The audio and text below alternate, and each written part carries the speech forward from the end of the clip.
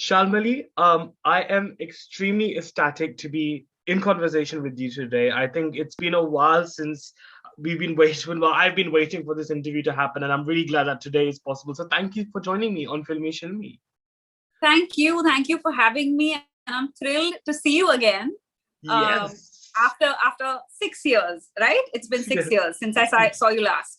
Exactly. It's been that long, and circumstances were very different then, and now things have changed massively. I mean, especially for you, I mean, a huge congratulations on making it to the Times Square billboard, following your single, Here is Beautiful with Sunidhi. I mean, seeing your face on the billboard, as well as you both becoming the only Indian singers to be a part of that Spotify, global music program. I mean, how was your reaction to that when you saw that? I thought it was not real. The first time I saw it, I thought someone's done a really good job at Photoshop. It's real, because then I saw the video. There was a short video clip that I saw, and I was like, I could not believe the fact that a song, a project that started in this very room in my home has found its way to New York Times Square, and someone as big and someone so big that I admire her, I look up to her, I idolize her, Sunidhi Chauhan, is on that track with me. So it's just, it's overwhelming. It truly is overwhelming.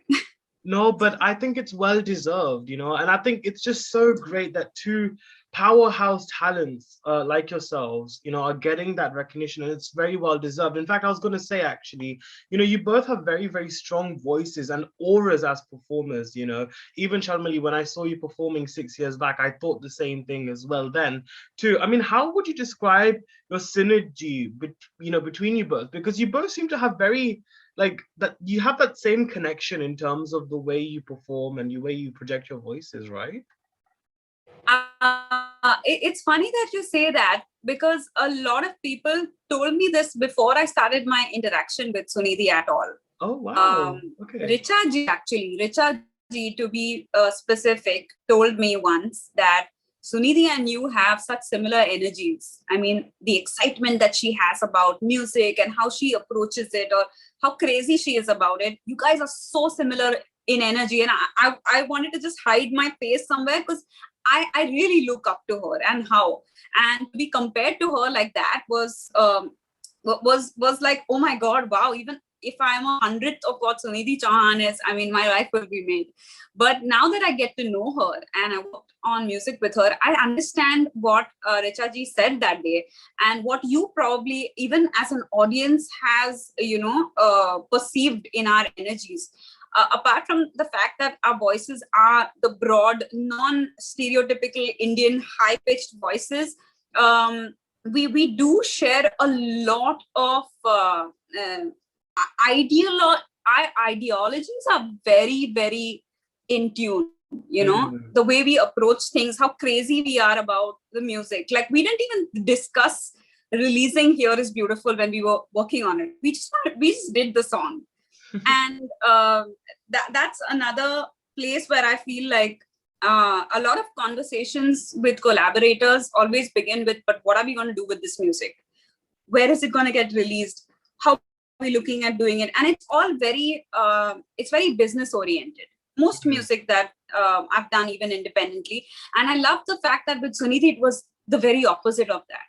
Yeah. When I called her to sing Here is Beautiful, it was just a gift for my boyfriend.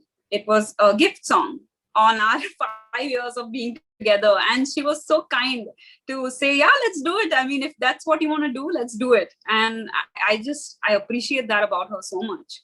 Yeah, no, absolutely. I completely resonate with that and see that as well. You've achieved so much in your career thus far. I mean, you're a multilingual singer who has several prestigious awards to her credit. I mean, as an artist, I think on a more deeper level, I mean, how does one deal with all these achievements without it getting to the head? What keeps you afloat in terms of, you as a person? I think I'm a very hungry person. I have understood that about myself, that I'm never really stationary, I'm not satisfied with the artist that I am or the musician that I am. And I always look to being something that I'm not right now. And I'll say that that keeps me going. How humble I am, or how, grounded I am, is something for another to speak about and not me. I wouldn't say that. But I know that I have dreams that are yet to be achieved, and I have to, the only way I know is to run behind those dreams. So that's what I've been literally doing. Because all the awards, like you mentioned, that I have won in the past 10 years now, have been for singing, have been for my playback career, which is not what I have originally wanted to do in life. So, I mean, even with the awards, it's not my destination. My destination is to be a songwriter and to write my own music and to release that and perform that. And the day I get an award, maybe for that music, is when I'll think, oh my God, now what do I do next? That's probably the time we should do this question again. Yeah. Do you know what? I'm gonna make sure I keep a note of this, because we will definitely revisit like this question again in the near future when you get like awards for your work in independent music. But we will actually touch upon that whole independent music thing later, actually. But times change, and obviously people over time change, of course, as well. Naturally, Shalmali. And obviously I've noticed a massive difference in the Shalmali that I met in 2015 and the Shalmali right now, and it's been a huge difference. What do you think has changed in you? I think emotionally and personally, and how do you think this change might have impacted you and the way you view your craft, or perhaps even produce your craft as well? I think I've gotten to know myself a little better. I've heard what I want to do more closely in the last few years. Like when you saw me last and I did that act where I had a few dancers behind me. It was me and a band and a few dancers. That's always been my dream, to sing and dance on stage. I was never satisfied just singing. And that show was actually the beginning of a bigger dream, which I feel like I'm very close to now, because now I travel with a very huge troupe and I have 4 girls who sing and dance with me, and another 6 people who dance also, and the band, and a light engineer, and several like other engineers. So the troupe, the vision that began there in London has now become bigger. And I feel like I have evolved in that sense by listening to what I want to do and then keep going towards that dream. But I also realized in the last couple of years that what I was doing or what I became popular for wasn't necessarily what was making me happy, which is strange, right? I mean, getting noticed and recognized and getting a lot of love and adulation for something doesn't necessarily make you happy.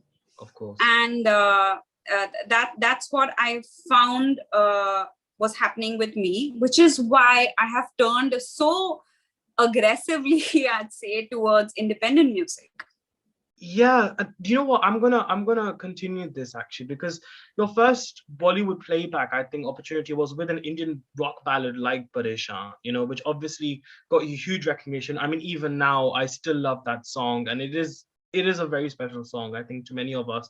But obviously since then, we've heard you in many like peppy dance numbers, especially in Bollywood, like Baby Ko Base Pasand Hai, Balam Pichkari, all of those songs. I mean, in Hindi music, at least, that's the sort of style we've heard. I mean, I guess this style of music has that always been the sort of music you've always been drawn towards? And what was it about that? Because you mentioned that sometimes not what you get is not what always makes you happy, right? So why was that the case, if I may ask?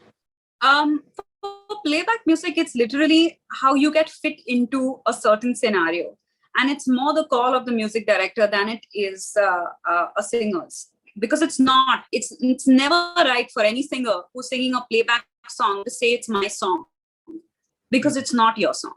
It's the music director's song, and it's the film song. So in that sense, I feel like I was fit into a puzzle often that was that required a peppy sort of feel to it. And for that reason, a Balam Pichkari saw me fit as a voice, or a Lat Lag Gai saw me fit as a voice. Daru Desi, which was like a mid-tempo song, my voice fit into that. But that was all to the credit of the music directors who did the music for those films, which is actually Pritam. Pritam, I spoke about Pritam, and all those 3 songs were Pritam songs. Yeah. So we must credit the music director for choosing or casting a voice for playback music. It's really not as much up to me. Right. But I think, because I mentioned, towards the beginning of our chat as well, about you and Sunidhi and how you both share a lot more, in common than I think, than I thought I would have imagined, actually, to be honest. So, you've always had this unique quality about your voice. There's this softness yet power. And I think that's a very rare combination to get as a singer. And I think that's a very special thing. But when entering the industry, did you ever imagine yourself to reach the heights or to have the journey that you've had today? No, I did not, because even my dream was to sing to an intimate audience, was never to sing in a stadium or a bigger arena. My dream itself was to sing in a small setting where I could actually feel the audience, And what I got via Bollywood was something much bigger. And it helped me imagine a world that was bigger, a platform that was bigger. And for that, I'm really grateful. Amongst other things that I'm really grateful to Bollywood for, this is one that I don't need to necessarily perform my music to only 50 people. I can perform my music to 50,000 people at a time. And that's very aspirational, I feel. No, it is. And I think and in a way, it has, given you that sort of prominence as well as a singer. It's given you that awareness. People are now aware of who Shalmali is because of your, your stint in Bollywood playback as well. And I was wondering what happened, because I know you had done a lot of other songs as well in between, but then there was a time when it went a little bit quiet for you on the Bollywood front as well. Was that because you were more focused on the independent scene at that point? Oh, no, that I have shifted gear to independent work very recently, in the last 2 years, I'd say. But Bollywood is an industry that gives you very little control as a vocalist. So and I hate that. I absolutely detest that.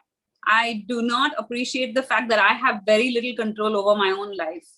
And which is one of the reasons why I felt like this was definitely not something for me, because I like to be the one in control. And Bollywood at one point will take you to heights that you've never seen before, and then it'll look to other people. And as it should. Any industry should look for newer talent, newer voices, and a newer texture. And it does that. And even today, every single day, you'll hear a fresh voice that you haven't heard before. And you'll enjoy that song. But that's the, pitfall of Bollywood, that it takes you somewhere and then it doesn't really stick through with you, till the end. Yeah. It may or may not. So, I've never shut doors to Bollywood because I don't feel the need to. When I'm required to sing a song for a film, I'm called and I go in and sing it. And it may or may not release in my voice, because it's still and always is an audition for every song that you give. And if it releases, well and good. If not, I don't take it to heart. Well, I think to even get that mindset, I think it's quite great to have that, because I feel like, especially in the Hindi film industry and in the Hindi music industry, it can get very ruthless sometimes. So, how did you always have this mindset, or was it something that came with you over time? It happened over time. It definitely happened over time. When I was younger, when I think I'd say around 5-6 years back, when every other song was doing really well, and then it went to not doing those many songs, or songs that didn't do well. It was a little hard to stomach, because I didn't see that for the longest time. But I learned over time that these are still opportunities. Every song I get to sing is a new opportunity because it's a new song. And whether or not it becomes a hit or releases or gets dubbed by someone else, still an opportunity that I earned. And that is always something you earn. No matter where you are in life, I feel like an opportunity is always something that you earn through life. And I think that really put my soul at ease. Because I felt like if I look at the industry, if I look at life, and if I look at music like this, I'm never going to fail. I'm never going to fall on my face or feel like I was defeated or feel like I'm not doing good, because I'll always be moving ahead. It works for me like this. Yeah, no, that's how it should be, actually. And I think this is the sort of mindset we all definitely need to adapt at some point in our lives as well. But how we adapt that, I guess, is our own individual journeys. Due to the pandemic and lockdown, there has been a lot more onus on independent work and creating one space as towards, following the crowd, even though there has been a huge influx of remixes in the music industry, but that's a separate conversation for another day. I mean, do you think independent content creation is the way forward now, and perhaps a more positive direction for the music industry? Most definitely. I think it was a long time due, because since the 90s, we haven't seen independent music thrive as it had in the past. When we had Colonial Cousins or Viva or Asma.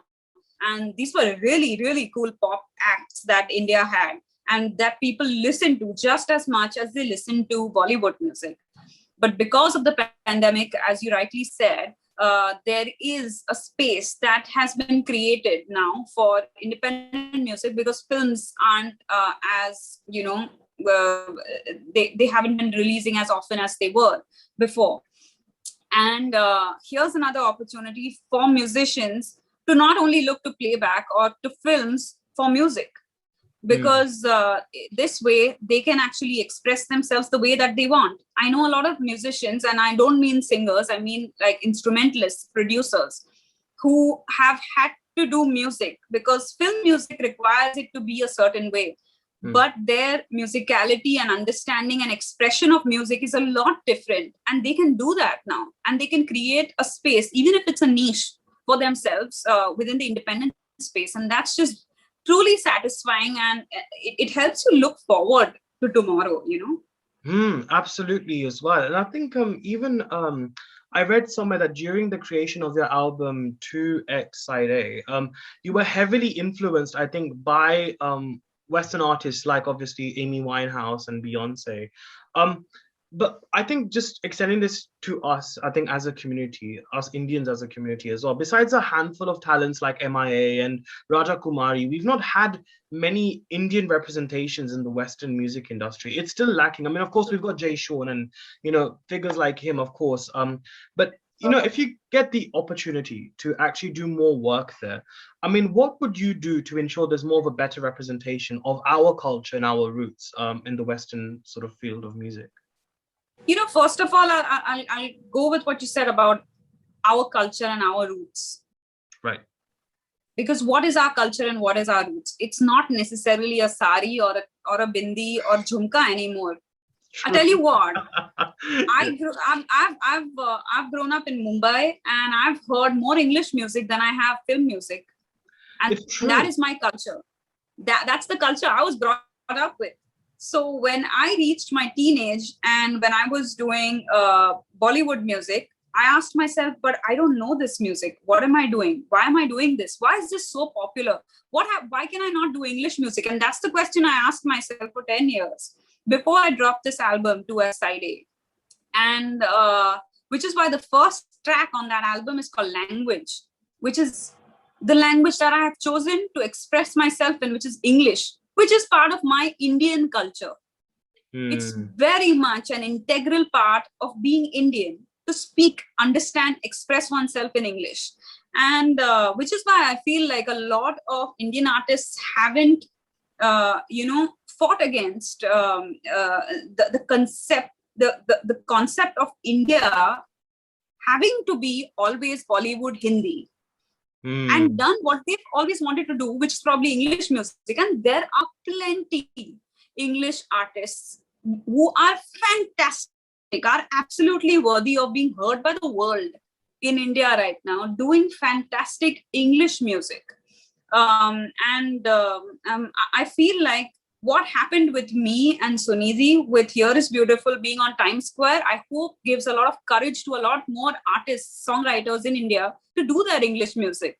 Because we don't need to look to India or Indian audiences for our music. We can look to the world as our audience. I mean, why not?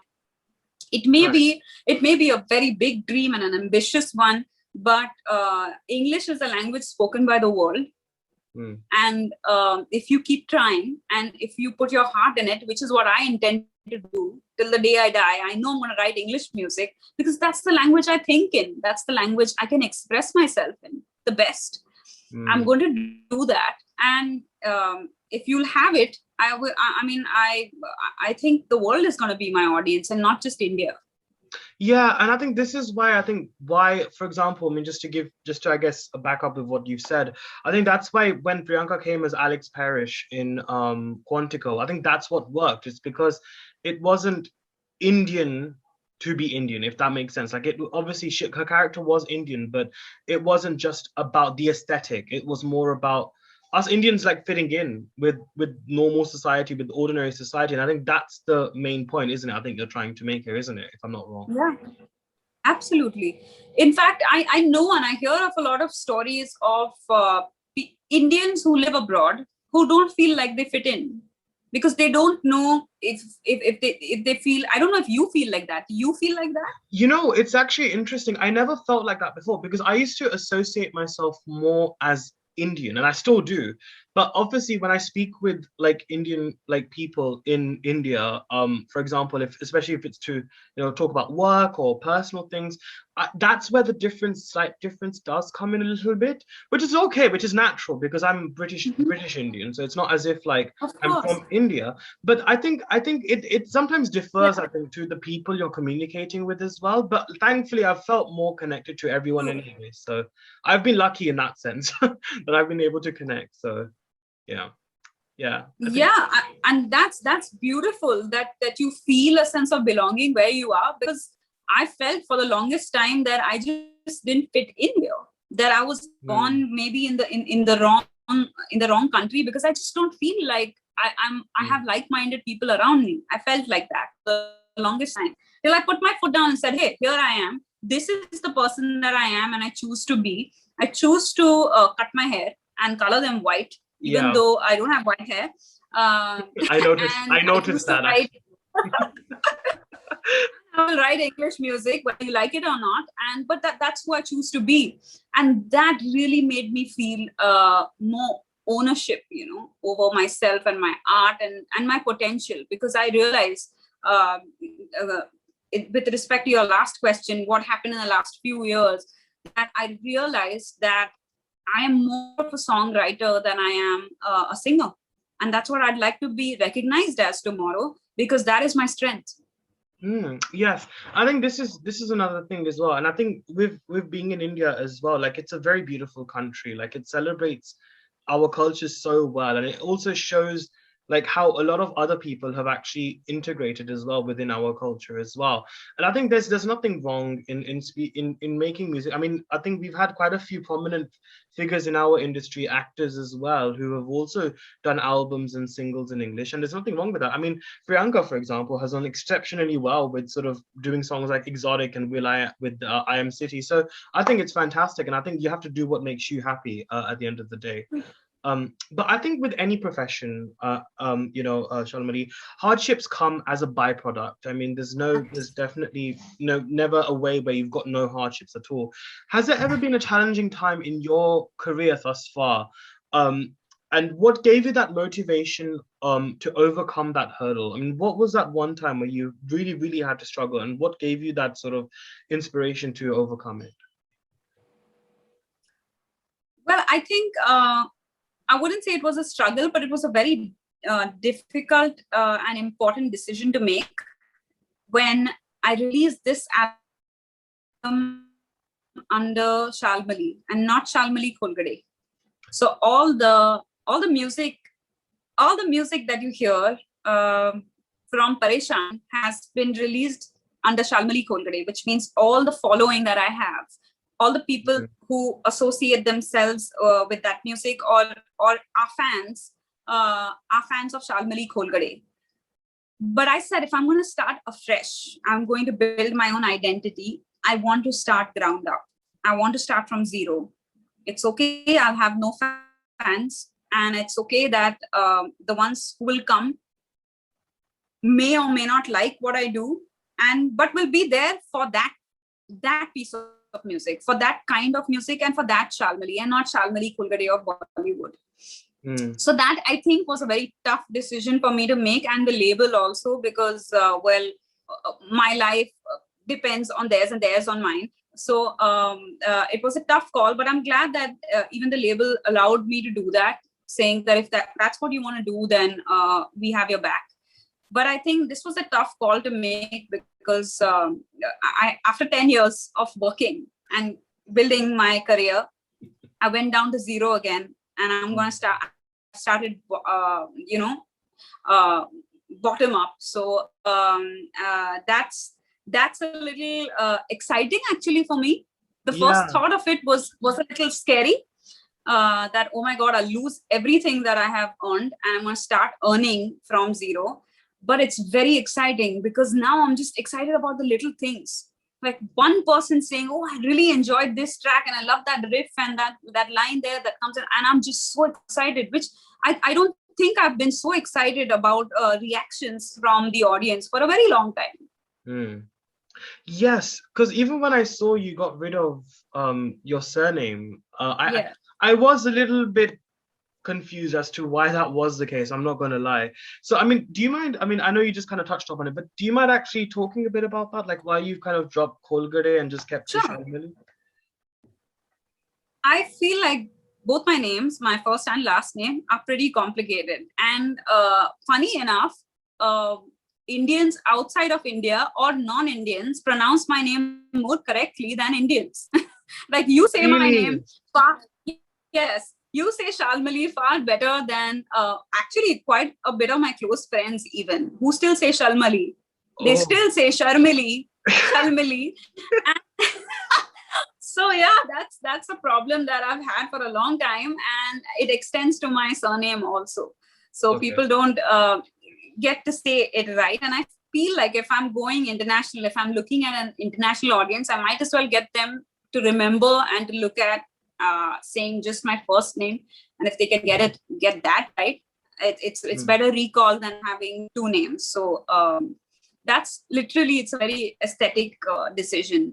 I love my surname otherwise. Yeah, no, definitely. It's a Marathi Mulgi kind of surname, right? Because you're Maharashtrian, right? So, which I am. Exactly.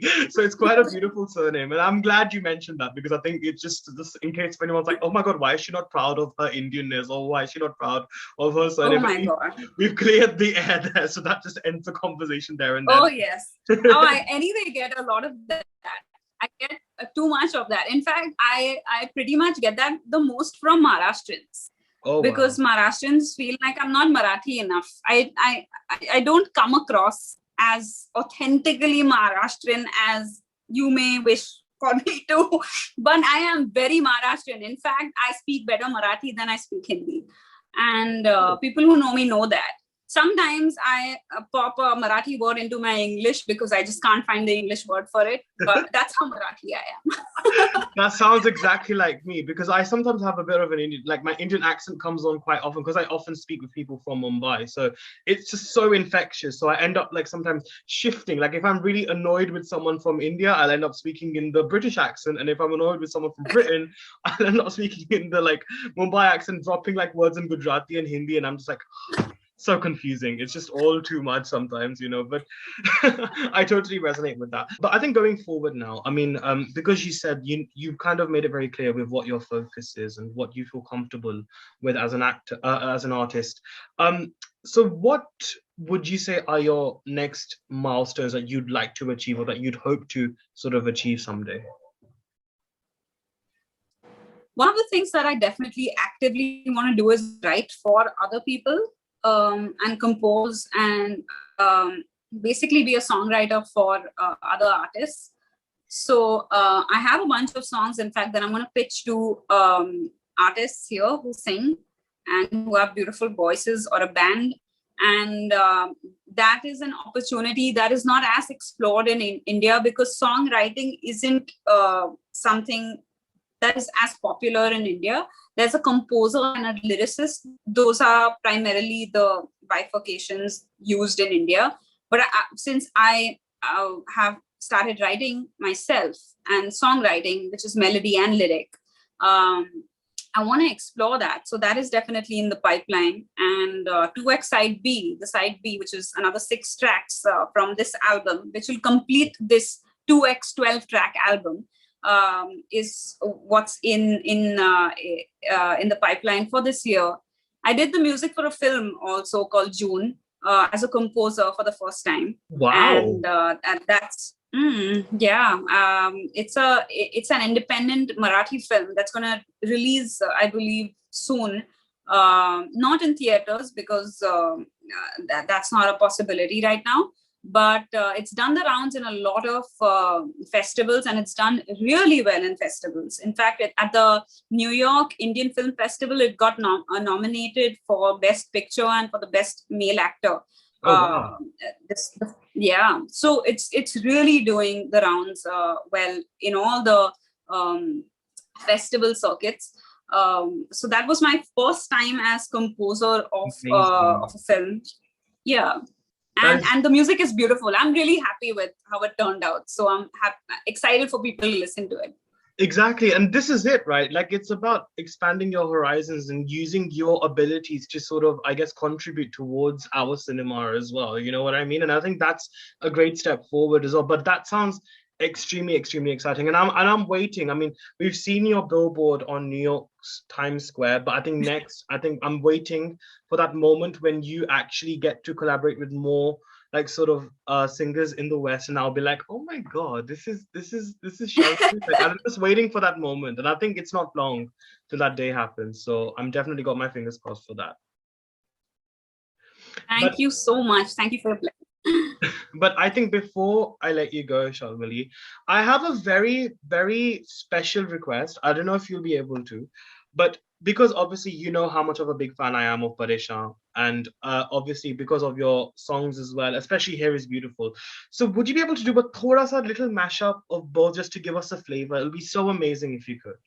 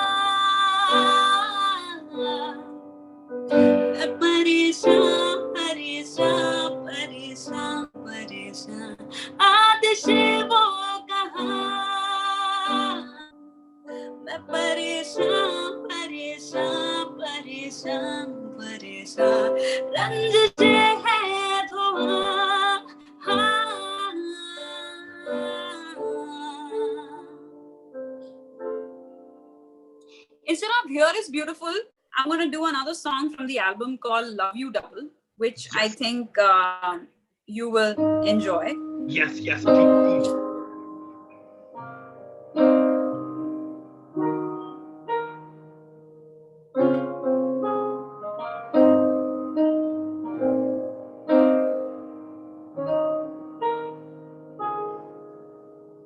I was stuck in a painting we've called paradise.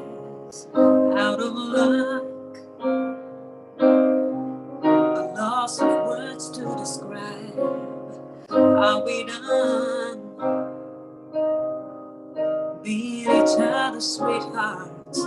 Time to run on our way miles apart. My words that once to you were rain, that they come down on you like hail. I promise you now, I take a vow, I love you double, I love you double. I promise you now, I take a vow, I love you double.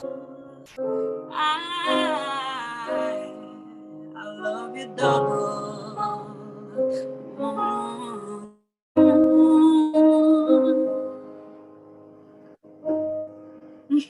Wow, that was, oh my God, that was awesome. Like, do you know what? I'm not gonna lie, Shalmali, when you were singing both these songs, I think mentally, emotionally, I was back at the first time we met, to be honest. So that was honestly, it was that's where I got transported to. So honestly, it was such a nostalgic moment for me and very emotional too. So 6 years it's been, Shalmali. 6 years it's been, and what great growths you've made since then. And honestly, I'm just so proud and so happy that you're doing exactly what you want out of life, and you're doing so well at your craft. And I pray to God that that continues. And thank you so much for joining me on Film. Thank you.